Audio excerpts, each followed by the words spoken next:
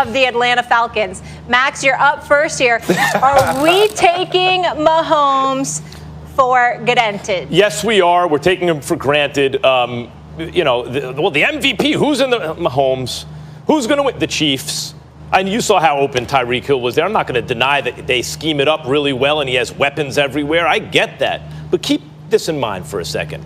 Year one for Mahomes as a starter.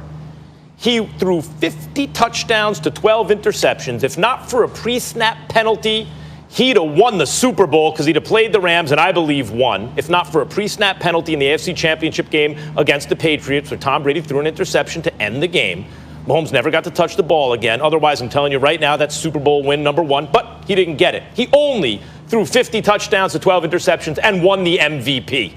And the following season, his touchdown to interception ratio got better, and he won the Super Bowl MVP by calling his own number, dropping back like 15 steps and throwing the ball like 60 yards, okay? That's what he just did. And so far this year, they're 8-1.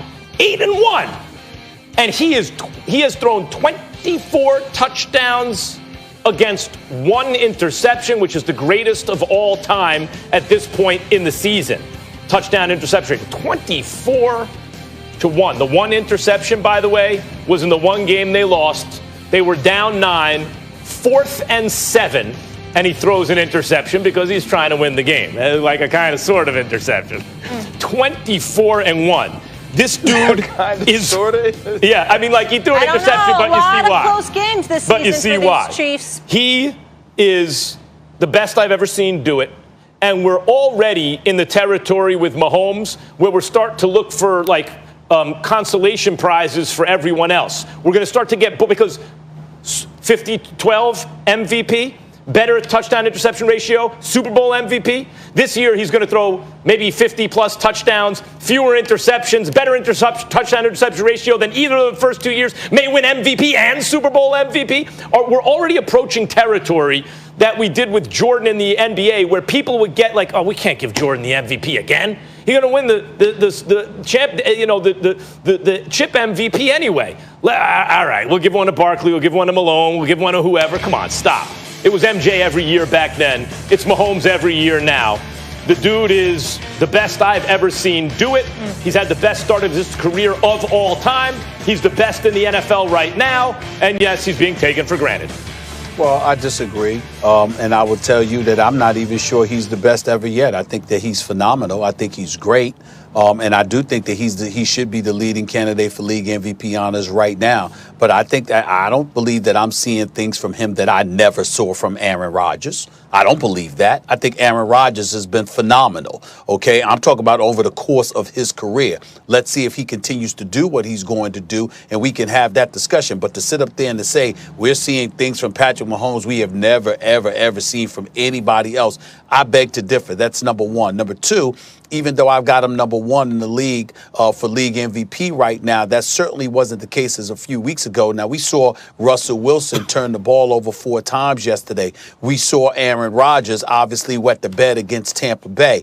And that's where things change. But I would remind you that prior to those things, I think it was nip and tuck. I mean, when you look at Russell Wilson, he's completing over 71% of his passes. You look at Aaron Rodgers, yes, Patrick Mahomes, 25 touchdowns, just 1 interception, completing nearly 67% of his passes. You look at Aaron Rodgers, 24 touchdowns, just 2 interceptions. He's completing 67.5% of his passes. Oh, by the way, those 2 interceptions that Aaron Rodgers had was against Tampa.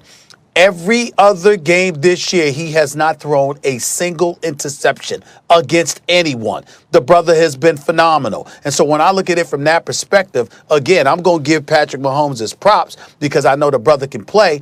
But I'm also imagining, what if Aaron Rodgers had Tyreek Hill and Sammy Watkins and McCole Hardman and Travis Kelce? I mean, if he had all of those brothers plus a Clyde Edwards-Helaire, what would he be doing? I can ask that question since you and others have asked similar questions about other people in the past. Imagine if Aaron Rodgers, instead of the Green Bay Packers drafting his successor, scheduled to play 3 to 4 years from now, instead of drafting a running back, or a wide receiver rather, what would have happened? We do recall that Green Bay had picks, all right, prior to A.J. Brown and D.K. Metcalf being drafted. They could have had themselves a D.K. Metcalf, Aaron Rodgers. What about that? I look at stuff like that, and I don't look at it as being as this divide that you try to hype and put forth. I just don't believe that. Patrick Mahomes is a stud. He's spectacular, and he should be the leading candidate for league MVP honors right now.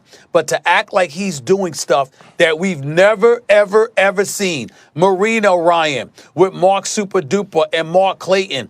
Dan Fouts with Charlie Joyner and Kellen Winslow Sr. I mean, to sit there and act like Patrick Mahomes is doing something we've never seen. Max, I got news for you. He throws the football very damn well, which is what a quarterback's job is. Rodgers is in the category with Mahomes. Last time I checked, they did it. Those great quarterbacks that I mentioned did that, and Aaron Rodgers has done it with far less talent available to him. Floor is yours, Ryan. Yeah, Ryan, I'm with you. They're in the same category. Ryan, who's the best you've ever seen, though? If you had to say one. No, I can't. They are 1A and 1B, and I was going to say that without a doubt, being on the field with Aaron Rodgers is different, right? Getting an opportunity to play. I mean, I got to play Tom Brady. I got to play Drew Brees. I felt like there were things that Tom Brady and Drew Brees could do schematically that they can understand about our defense, their offense, where they could find ways to make plays. I felt like we could be absolutely perfect, which we were a few times against Aaron Rodgers and still get beat. I didn't feel that way when I played Drew Brees. I even didn't feel that way with Tom Brady, and they beat us all the time because he beat us here. From a talent standpoint, Aaron Rodgers is the best I'd ever played. And I would come on and I would say it and I would talk about it and I would praise him and I would rave about him. And then I saw Patrick Mahomes, and it was the first time in my mind I ever thought, this dude might be better, though. He might be able to do some things that Aaron Rodgers can't do. And what I have seen and what I have learned and what I have come to is that Patrick Mahomes is willing to try some things that Aaron Rodgers won't try or that Aaron Rodgers wouldn't try. Like, you remember when Aaron Rodgers would go to Seattle and he could go 4 quarters and never throw the ball to Richard Sherman's side? Patrick Mahomes isn't doing that. If Richard Sherman is lined up over Tyreek Hill and he's following Tyreek Hill in his prime, he was going to get a football. He was going to get an opportunity because Patrick Mahomes believed he was better than that guy. And the point we've gotten to is, Stephen A., you're right. Aaron Rodgers did some things. We got to this point with Aaron Rodgers, too, where Aaron Rodgers was always being compared to the best Aaron Rodgers had ever been. And we're the same way with Patrick Mahomes. We have Patrick Mahomes fatigue, but it took us 2 years. It didn't take us